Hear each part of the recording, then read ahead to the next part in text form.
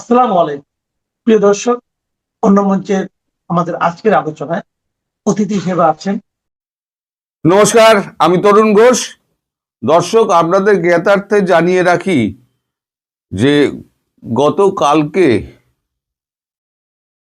এখন বর্তমান সরকারের যিনি পররাষ্ট্রমন্ত্রী খলিলুর রহমান, তিনি আমাদের বিদেশমন্ত্রী ডক্টর এস জয়শঙ্করকে ফোন করেছিলেন তার এই 27 তারিখ ভারতে আসার বিষয়ে। তা বিভিন্ন কথাবার্তার মধ্যে একটা কথা খুব একেবারে ডটেড লাইন বলে দেওয়া হয়েছে যে ভারতের সঙ্গে যে চুক্তিটা হয়েছিল,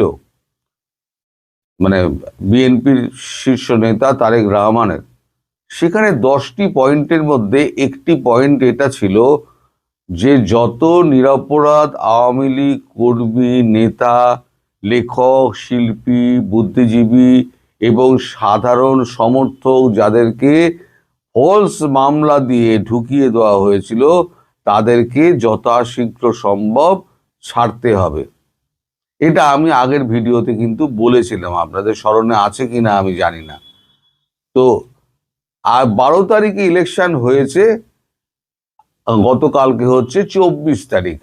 ডক্টর জয়শঙ্করের বক্তব্য হলো, এই যে 12টা দিন কেটে গেল, এর মধ্যে আপনারা দু চারজন করে ছাড়ছেন, এ খবর আমরা পাচ্ছি, কিন্তু যে বাল্ক পরিমাণে আপনাদেরকে অবৈধভাবে যে গ্রেপ্তার করা হয়েছিল এবং জামিন পাওয়ার পর তাদেরকে ফের গ্রেপ্তার করে আবার নয়া মামলা দিয়ে তাদেরকে আবার ঢুকিয়ে দেওয়া হয়েছিল এবং তাদের যে অমানবিকভাবে রাখা হয়েছে, জেলের মধ্যে যেভাবে মৃত্যু হয়েছে, সেইগুলো সুষ্ঠু তদন্ত কি হচ্ছে না হচ্ছে, এবং এই সমস্ত নেতাকর্মীরা এবং লেখক, শিল্পী, বুদ্ধিজীবী যারা ওই সময়তে মুখ খুলেছেন, যাদেরকে আটক করা হয়েছিল এবং তাদেরকে বিভিন্ন মামলায় ঢুকিয়ে দেওয়া হয়েছিল, তাদেরকে কবে এবং কত দিনের মধ্যে তাদেরকে ছাড়া হবে, এ ব্যাপারে সম্পূর্ণ একটা লিখিত রিপোর্ট ভারতবর্ষের কাছে নিয়ে আসবেন। একদম ইন ডটেড লাইন বলে দেওয়া হয়েছে। ফলে এই যে জয়শঙ্করজি ওনাকে বলে দিয়েছেন না, এটা বলে দেওয়াটা হচ্ছে রেড সিগন্যাল, যে যে চুক্তি হয়েছিল সেই চুক্তি অনুযায়ী না চললে তাহলে কিন্তু ভারতবর্ষ শান্তিতে বসতে দেবে না।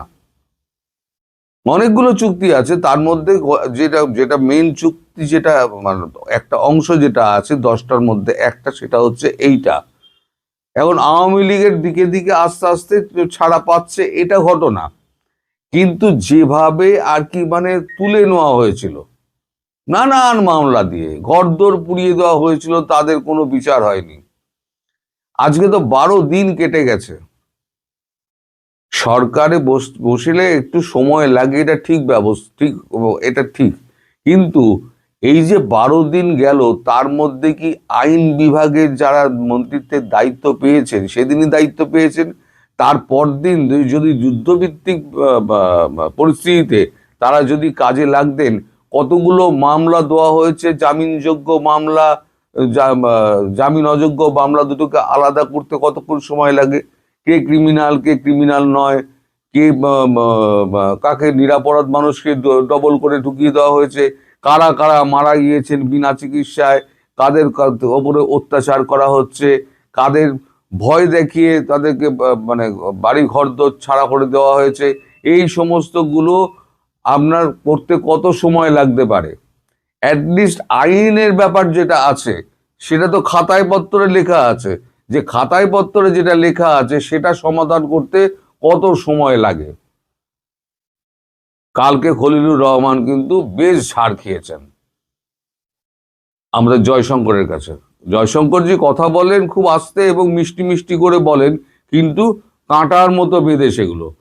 তো জয়শঙ্করজি যা বলেছেন, তারপরে খলিলুর রহমান কিন্তু একটু আমতা আমতা করেছেন এবং উনি বলে দিয়েছেন, আপনি যখন 27 তারিখে আসবেন, এই পূর্ণ ডকুমেন্ট আপনাকে পুরো একেবারে রেডি করে নিয়ে আসতে হবে এবং আপনাকে লিখিতভাবে দিতে হবে যে কতদিনের মধ্যে এই সমস্ত আওয়ামী লীগ কর্মী নেতা কর্মী যারা রয়েছে নিরপরাধ, অপরাধীদের ব্যাপারে আমরা বলছি না, তারা আপনার বিচার করুন, সে ব্যাপার আলাদা, কিন্তু নিরপরাধ কর্মী নেতা, তারপরে লেখক শিল্পী বুদ্ধিজীবী নাট্যকার যারা যারা আছে সাধারণ মানুষ, এদেরকে আপনারা জোর করে জেলে এই ইউনূস সরকার ঢুকিয়েছিল।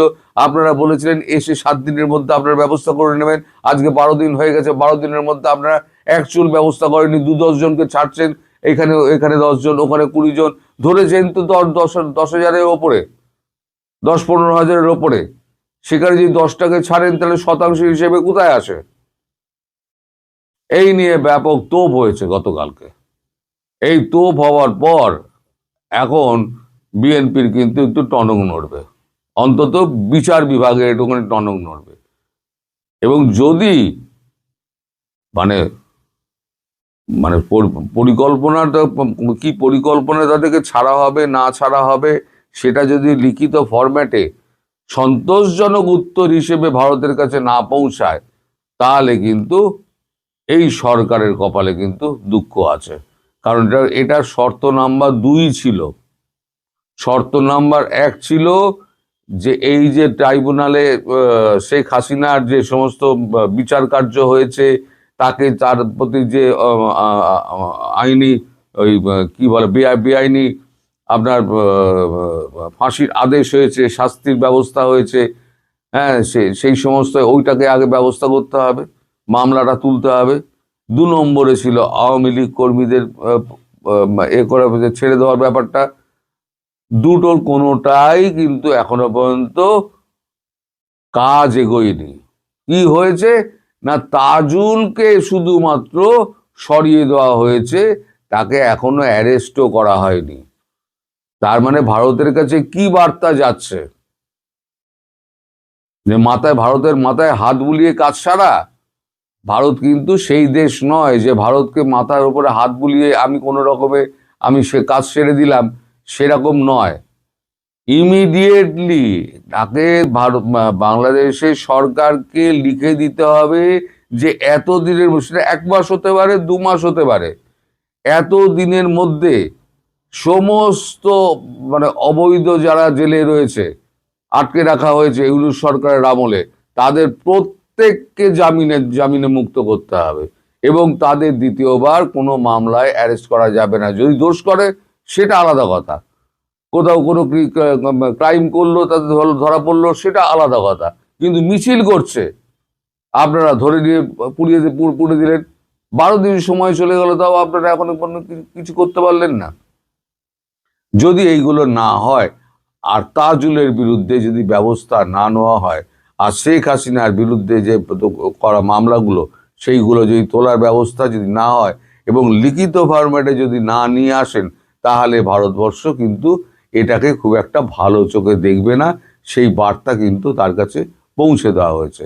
এইবার খলিলুর রহমানের কাছে হয়ে গেছে একটা বড় কাজ, যে আইন বিভাগের সঙ্গে বসে এখন সমস্ত মামলাপত্র ঘেটে যা আছে না আছে এনে একটা হিসেব করে ভারতবর্ষের কাছে দাখিল করা এবং টাইম ফ্রেম ঠিক করে দেওয়া যে এই সময়ের মধ্যে আমরা এই সমস্ত মামলা তুলে নিয়ে এদেরকে রিলিজ করে দেবো।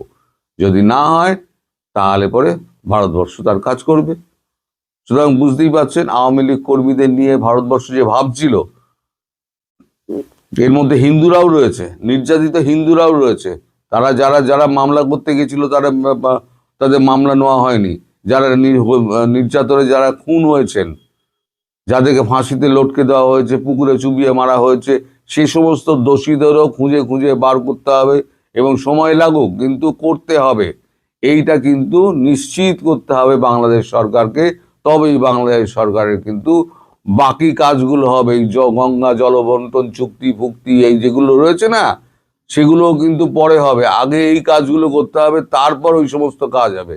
এই খাদ্যপণ্য সরবরাহ স্বাভাবিক করা, কারেন্ট দেওয়া স্বাভাবিক করা, এই সমস্ত বললেই হবে না। আগে ভারতবর্ষে যে সমস্ত চুক্তি এগুলো ছিল, চুক্তি হয়েছিল ভারতবর্ষের সঙ্গে, সেই চুক্তিগুলো বাস্তবায়ন করতে হবে।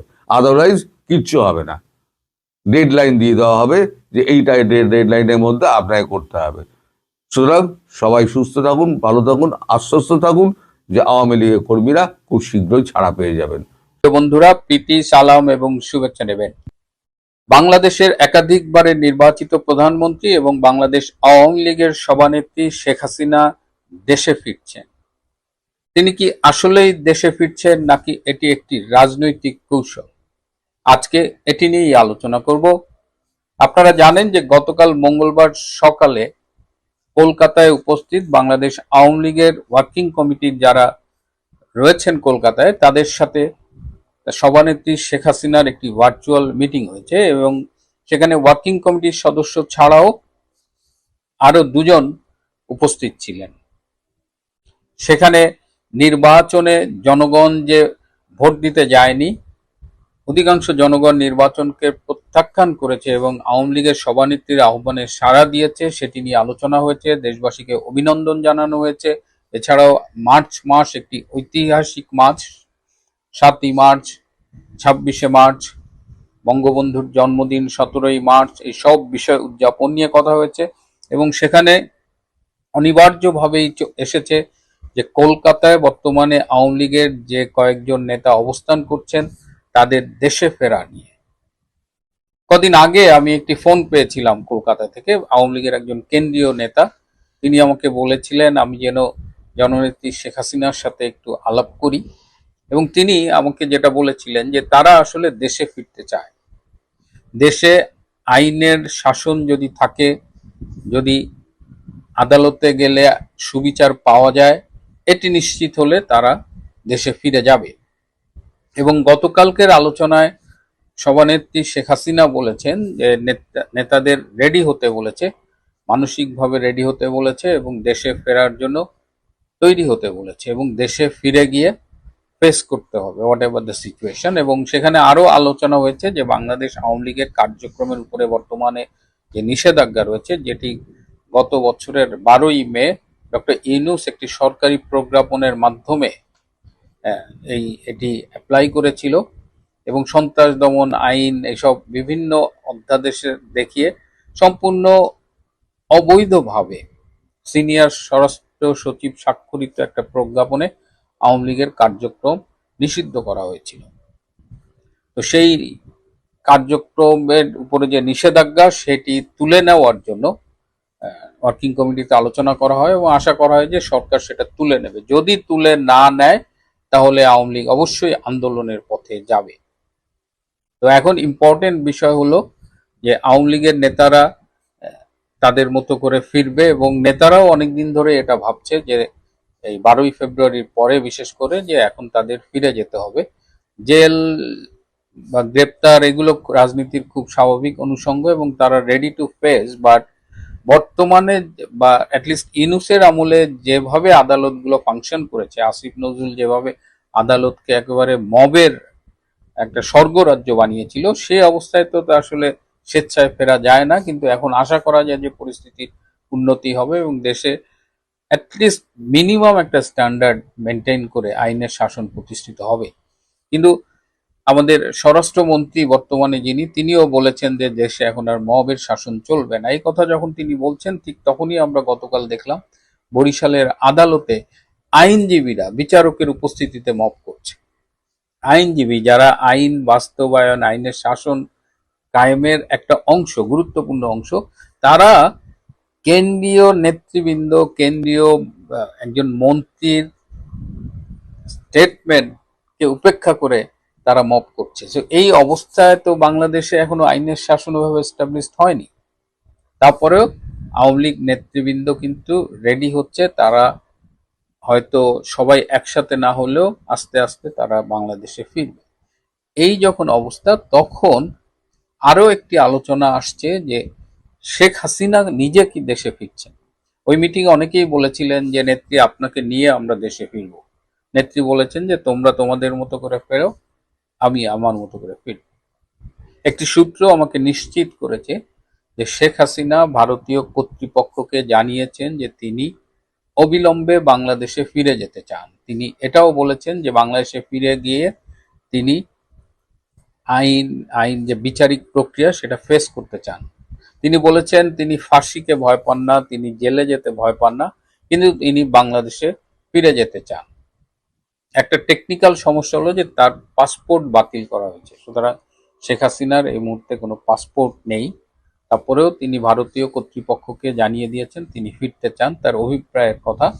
এখন বাংলাদেশে তার ফেরার মতো পরিস্থিতি তৈরি হলে আমরা আশা করি তিনি ফিরবে, এবং নিশ্চিত মৃত্যুর মুখে, আপনারা জানেন, এটা এখন সবাই জানে যে ভারতের মধ্যস্থতায় তাকে কিন্তু বাংলাদেশ থেকে নিয়ে যাওয়া হয়েছিল। না হলে সেদিন ওয়াকার এবং ইউনূসগণ যেভাবে প্ল্যান করেছিল তাতে গণভবনেই তাকে নিষ্ঠুরভাবে হত্যা করা হতো। তো সেখান থেকে ভারত যেহেতু তাকে উদ্ধার করে নিয়ে গিয়েছে, তো ভারত নিশ্চয়ই তাকে কোনো একটা বিপদের মুখে ঠেলে দেবে না। কিন্তু আপনারা যারা শেখ হাসিনাকে চেনেন, আপনারা জানেন যে শেখ হাসিনা এর আগেও 2007 সালে একটা এরকম পরিস্থিতি হয়েছিল, তার দেশে ফেরার উপরে নিষেধাজ্ঞা জারি করেছিল সেই সময়ের 111 সরকার। কিন্তু তিনি তখন সব নিষেধাজ্ঞাকে উপেক্ষা করে সরকারকে বাধ্য করেছিলেন বেসিক্যালি সেই নিষেধাজ্ঞা প্রত্যাহার করতে, এবং তিনি দেশে ফিরে এসেছিলেন মে মাসে, এবং জুলাই মাসের 16 তারিখে তিনি গ্রেপ্তার হয়েছিলেন 2007 সালে। সুতরাং শেখ হাসিনা এবারও দেশে ফেরার জন্য উদ্গ্রীব হয়ে আছে, এবং আমরা আশা করি যে কিছু প্রয়োজনীয় মেকানিজম শেষ হলে তিনি অবশ্যই দেশে ফিরবেন। এদিকে শেখ হাসিনার দেশে ফেরার আলোচনা উঠতেই ঘুম হারাম হয়ে গেছে জামাত, এনসিপি এবং তাদের পক্ষে সামাজিক যোগাযোগ মাধ্যমে যারা দালালি করেন বা ইউটিউবিং করেন। আপনারা দেখবেন যে এখন সব শিয়ালের এক রায়ের মতো সেই আসিফ মাহমুদ বলেন, সার্জিস বলেন, হাসনাত বলেন বা তাদের সমর্থনে যেসব ইউটিউবার আছেন, সবাই একটা আওয়াজ তুলেছে যে বিএনপির উচিত হবে না আওয়ামী লীগের কার্যক্রমের উপরে যে নিষেধাজ্ঞা সেটি তুলে নেওয়া। বিএনপির উচিত হবে না আওয়ামী লীগের নেতৃবৃন্দকে দেশে ফিরে আসার সুযোগ দেওয়া, এবং তারা একটা ভুল ন্যারেটিভ প্রচার করছে যে এর আগে 1981 সালে জিয়াউর রহমান শেখ হাসিনাকে দেশে ফিরতে দিয়ে ভুল করেছিলেন, এবং তার পরিণতিতে অল্প কয়েকদিনের মধ্যে জিয়া নিহত হয়েছিলেন, জিয়া খুন হয়েছিলেন। কিন্তু যারা এই ন্যারেটিভটি প্রচার করছেন তারা ইতিহাসের সত্যকে লুকোনোর চেষ্টা করছেন। শেখ হাসিনা 1981 সালের 17ই মে যে বাংলাদেশে ফিরে এসেছিলেন সেটি কারো দয়ায় নয়, কারো অনুগ্রহে নয়।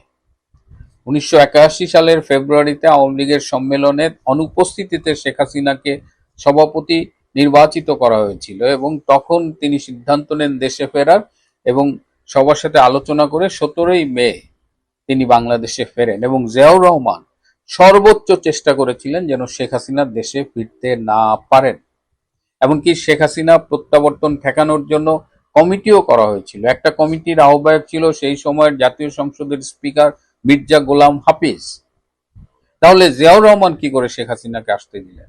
এবং জাতিসংঘের যে বিশ্বজনীন মানবাধিকারের ঘোষণাপত্র আছে সেখানেও বলা আছে যে কেউ তার মাতৃভূমিতে যে কোনো মুহূর্তে ফিরে আসতে পারে, এটা একটা সার্বজনীন মৌলিক মানবাধিকার। সুতরাং শেখ হাসিনা 1981 সালে জীবনের ঝুঁকি নিয়ে এসেছিলেন। জিয়াউর রহমান চেষ্টা করেছিলেন তার প্রত্যাবর্তন ঠেকাতে, পারেননি। জিয়াউর রহমানের হত্যাকাণ্ড একটি সম্পূর্ণ আলাদা ঘটনা, এর সাথে শেখ হাসিনার প্রত্যাবর্তনের কোনো সম্পর্ক নাই। এবং আওয়ামী লীগের পক্ষ থেকে বারবার দাবি তোলা হয়েছিল যে জিয়া হত্যার প্রকৃত খুনিদের আইডেন্টিফাই করা হোক, বিচার করা হোক। কিন্তু বিএনপির পক্ষ থেকে খুবই সারপ্রাইজিং একটা ব্যাপার যে তারা জিয়াউর রহমান হত্যার প্রকৃত বিচার করতে কখনো আগ্রহী হয়নি। সুতরাং শেখ হাসিনা ফিরবে, বিএনপির বর্তমানে সরকারে রয়েছে, তারা তাদের মতো অবস্থান নেবে, তারা কি করবে না করবে এটা তাদের ব্যাপার। কিন্তু শেখ হাসিনা যদি ফিরতে চায় তিনি ফিরবেন, এবং শেখ হাসিনার ফিরলে বর্তমান বিএনপির বা তারেক রহমানের কোনো সমস্যা হবে না। শেখ হাসিনা ফিরলে সমস্যা হবে ওই জামাত, ওই এনসিপি কিংবা তাদের পক্ষে যারা ইউটিউবিং করেন তাদের সমস্যা হবে। যদি আওয়ামী লীগ না আসে তাহলে জামাত, এনসিপি মিলে আন্দোলন করে বিএনপিকে তটস্থ রাখতে পারবে। কিন্তু যদি আওয়ামী লীগ ফিরে আসে তাহলে বাংলাদেশের রাজনীতির মাঠে একটা ভারসাম্য তৈরি হবে, এবং জামাত, এনসিপির মতো এইসব ভুইফোড় শক্তিগুলো, আগাছাগুলো তারা রাজনীতিতে কর্নার্ড হয়ে যাবে। আজকের বাস্তবতায় এটা প্রমাণিত যে বাংলাদেশের রাজনীতি আসলে দ্বিদলীয়, মানে একদিকে বিএনপি তার জোট এবং আরেকদিকে আওয়ামী লীগ এবং তার জোট, এবং এটাই বাংলাদেশের জন্য সবচেয়ে ভালো। আমরা দেখলাম ডক্টর ইউনূসকে নিয়ে একদম নোবেল বিজয়ী, বিশ্ব হ্যান ত্যান কত কিছু, কিন্তু দেখলাম যে মাত্র 18 মাসে একটা উন্নতির দিকে ধাবমান একটা দেশকে কিভাবে ফোকলা করে দিয়েছে, সেই দেশের অর্থনীতিকে একদম ধ্বংস করে দিয়ে গেছে, ব্যাংক সিস্টেমটাকে একদম তছনছ করে দিয়ে গেছে। সুতরাং বাংলাদেশের রাজনীতিতে বিএনপি আছে, আওয়ামী লীগও থাকবে, এবং এটাই বাংলাদেশের জন্য বেস্ট অপশন। শেখ হাসিনা ফিরবেন। এখন অনেকেই আমাকে হয়তো জিজ্ঞেস করবেন যে তিনি কবে ফিরবেন। এক্স্যাক্টলি তারিখটা এই মুহূর্তে বলা যাচ্ছে না, কিন্তু তিনি ফিরবেন এবং সম্ভাব্য দ্রুততম সময়ে তিনি বাংলাদেশে ফিরবেন।